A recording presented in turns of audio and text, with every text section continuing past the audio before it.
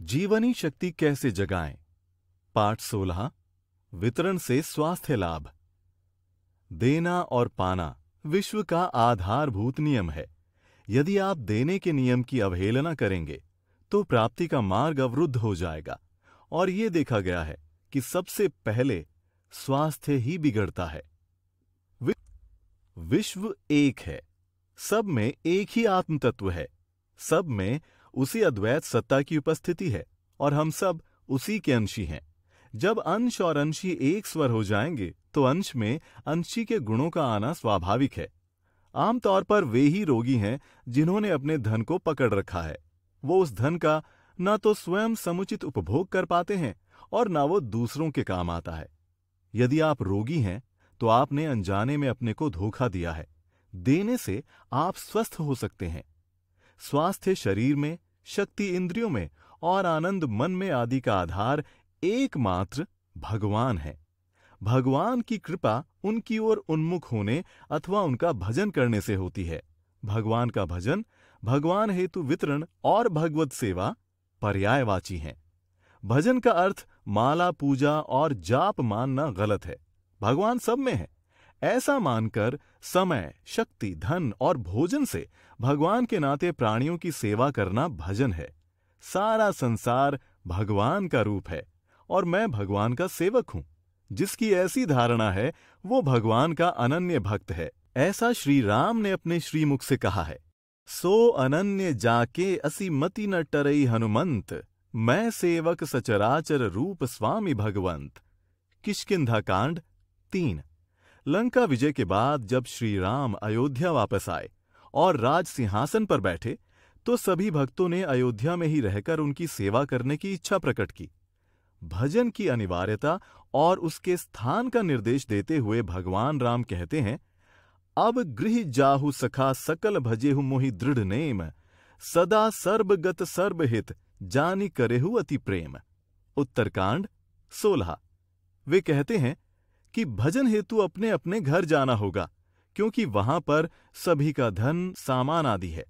भजन का अर्थ समझाते हुए कहते हैं कि मैं सब में हूं और सबका हित चाहता हूं, ऐसा जानकर मेरे नाते सभी से प्यार करना, अर्थात वितरण सेवा आदि ही मेरा भजन है। लेकिन प्रेम तो प्रायः लोग बेटा बेटी आदि परिवारीजनों से करते हैं जो अपने नहीं हैं। जिस भगवान की हवा, धूप, पानी, मिट्टी से हम जीवित हैं, उनके लिए केवल माला पूजा की क्रियाएं करते हैं। यदि भगवान के अस्तित्व के अलावा हम उसका व्यापकत्व, प्रेरकत्व और अपनत्व भी मान लें तो हमारी मान्यता की जो कमी है वो पूर्ण हो जाएगी। चूंकि हम 10 इंद्रियों से 10 गुना सुख चाहते हैं, इसलिए 10 का एक तो देना ही है। स्कंद पुराण में कहा है, न्यायोपार्जित वित्तस्य दशमांशेन धीमता कर्तव्यो विनियोगश्च ईश प्रीत्यर्थमेव च। अर्थात न्यायोपार्जित धन भी पूर्ण पवित्र तब होता है जब उसका दशांश ईश्वर की प्रसन्नता के लिए बांट दिया जाता है। रोग आने से पहले दें। जो व्यक्ति स्वार्थी और कंजूस है वो बीमार तो होगा ही। प्रायः उसका तर्क होता है कि डॉक्टरों, अस्पतालों और औषधियों पर तो इतना अधिक धन खर्च हुआ ही, तो अब भगवान का निकालने की क्या जरूरत। रोगी या दुखी होकर डॉक्टर या वकील आदि को देना दशांश का वितरण नहीं है। यदि प्रेम से दशांश निकालें तो बीमार होकर डॉक्टर को नहीं देना पड़ेगा। ये आवश्यक नहीं है कि दुख आए तभी निकालें। देना नियमित रूप से होना चाहिए। मन और शरीर के संबंध का अध्ययन करने वाले विशेषज्ञों ने जाना है कि मन का संतुलन बिगड़ना कैंसर, हृदय रोग, अनिद्रा, सिर दर्द, मोटापा, दमा एवं पेट के अनेक रोगों का कारण होता है। आमतौर से स्वार्थी और अहंकारी व्यक्ति हृदय रोग, कैंसर तथा दूसरे पुराने रोगों से पीड़ित होते हैं। मन में तनाव और बुद्धि में क्रोध से हमारे रक्त में रासायनिक परिवर्तन होते हैं। इससे नर्वस सिस्टम अधिक तनावपूर्ण हो जाता है तथा उपचार होने में बाधाएं आती हैं।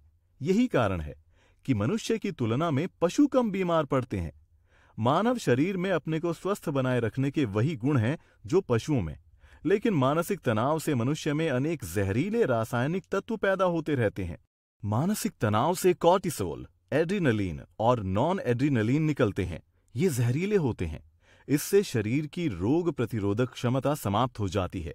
चिकित्सा विज्ञान शरीर को कार्डियोवैस्कुलर प्रणाली, पाचन प्रणाली, नर्वस प्रणाली आदि में बांटता है। आधुनिक चिकित्सक इन्हीं के अनुसार इलाज करते हैं, इसीलिए पूर्ण उपचार नहीं हो पाता है। वे विचार भावनाओं के केंद्र मन व बुद्धि का इलाज नहीं करते। किसको दें? वितरण या सेवा करने वालों के सामने प्रायः ये समस्या आती है कि किसको दें। सिद्धांत ये है कि जिससे लिया है उसी को देना चाहिए। हमारे पास जो कुछ है भगवान का है। धन संपत्ति, समय, शक्ति, भोजन, यहां तक कि प्राण भी हमें भगवान से मिले हैं। अतः जब सब कुछ भगवान का है और भगवान से ही लिया है तो भगवान को ही देना है। क्योंकि दशांश सेवा अपने आध्यात्मिक विकास के लिए है, न कि समाज कल्याण के लिए। अतः ये वहीं अर्पण करना चाहिए जहां से हमको आध्यात्मिक प्रकाश मिल रहा हो। वो संत जिसने शरीर एवं आत्मा का सूक्ष्म ज्ञान अपने जीवन में अनुभव किया है और दूसरों को दिशा देकर शरीर, मन, बुद्धि को उसी ज्ञान की अनुभूति कराने में सक्षम है, वही संत उस व्यक्ति का सर्वोत्तम प्रकाश केंद्र है। ऐसे संत के संपर्क में आने से उसको अखंड स्वास्थ्य, अखंड शक्ति, अखंड आनंद, अखंड ज्ञान और अखंड प्रेम की अनुभूति होने लग जाती है। श्री कृष्ण अर्जुन से कहते हैं, तद्विद्धि प्रणिपातेन परिप्रश्नेन सेवया उपदेक्ष्यन्ति ते ज्ञानम ज्ञानिनस्तत्त्वदर्शिनः।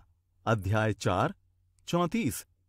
तत्वदर्शी ज्ञानियों को तुम समर्पित हो, उनसे खूब प्रश्न करके अपनी शंकाओं का समाधान करो और फिर उनकी सेवा करो। इससे वे ज्ञानी तुमको तत्व ज्ञान देंगे। अतः जिससे प्रकाश मिले उसके प्रति समर्पित होकर सेवा करनी चाहिए। दुनिया में अधिकतर लोग दुखी हैं क्योंकि एक तो उनमें देने की प्रवृत्ति ही नहीं है, और यदि देते भी हैं तो जरूरतमंद लोगों को तरस के भाव से। कई लोगों को जब इधर उधर अपना दशांश देने का शुभ परिणाम नहीं मिला, तब उन्होंने उस संत को देना प्रारंभ किया जिससे उनको प्रकाश मिला था। इसी के बाद उनमें क्रांतिकारी परिवर्तन हुआ। बहुत से लोग इस गलत विचार को पकड़े हैं कि नातेदारों और सेवक सेविकाओं की सहायता भी हम दशांश की राशि से कर सकते हैं। नहीं, कदापि नहीं। भगवान का अंश केवल भगवत कार्य में अपने प्रकाश केंद्र को ही अर्पण किया जाना चाहिए। यदि आप नातेदारों, सेवक आदि को देना ही चाहते हैं तो शेष 90% में से दें। आप एक वकील से मुकदमा करा के दूसरे गरीब वकील को फीस नहीं देते। एक डॉक्टर से इलाज करा के उसकी फीस किसी गरीब डॉक्टर को नहीं देते। हम उसी दिए में तेल डालते हैं जिससे प्रकाश मिलता है, अर्थात हमने जहां से लिया है वहीं देना होगा। सेवा का सिद्धांत पुस्तक का अध्ययन करें।